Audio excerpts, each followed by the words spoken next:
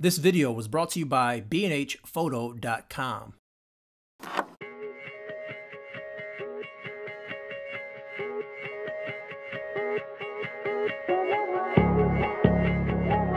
Guys, I need to be honest. I've been doing one computer build every month for the last 5 months, and the builds have been a great success and I'm having a lot of fun, but you know what? I don't even have my own PC. Until now. This is my PC build.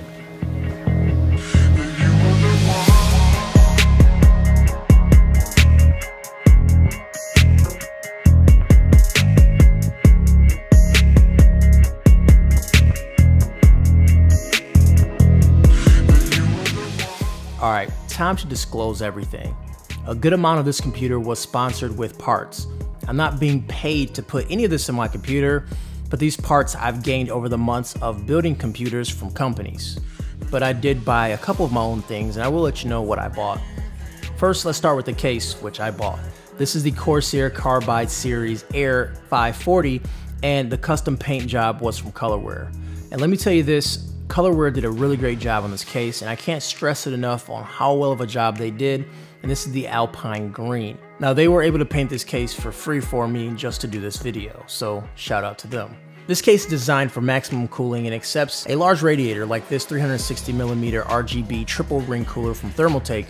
This was given to me for this build, and man, this thing looks sweet. The colors look great and it pumps out a ton of cooling, and it's also super quiet. Although it's RGB, I just keep it on green to match the case. The motherboard is the Gigabyte LGA1151 Intel Z170.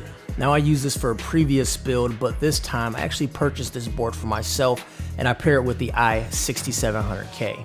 For fast storage, Kingston's HyperX hooked me up with the M2 SSD Predator, and for larger storage, I'm using the 480GB SSD OCZ Vector 180 sent by Toshiba. This crazy looking RAM was sent to me by Avexir, and this is the Raiden series. I have 16GB of it. And just look at this RAM. Man, this thing looks sweet. The video card isn't mine, but I'm borrowing it from B&H, and this is the MSI GTX 1080 Gaming X. And this card can be overclocked to 1847 megahertz. Now, I don't have a need to boost it or anything like that for the games I play with right now, but maybe in the future, when newer games are coming out, I may need an extra boost to get the FPSs that I'm looking for. For lighting, I went with the NZXT HUE Plus. And if you haven't seen this lighting system in action before, check this out.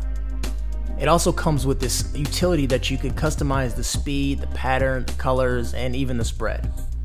And to power everything up, I'm using Corsair's AX series 760 watt platinum certified modular power supply.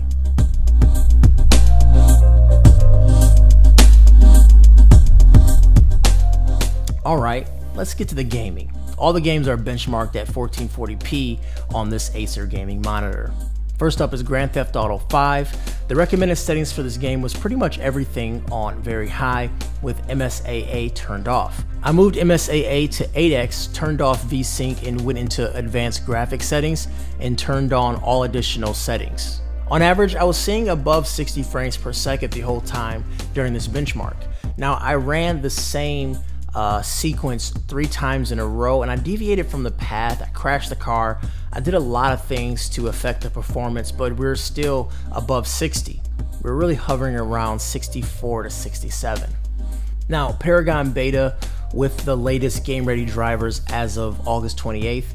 Graphics settings once again were maxed out into the epic settings, and we were seeing well over 90 frames per second, even in the 120s. And for the most part, we were cruising in the high 80s, even with a lot of action, but performance was top notch.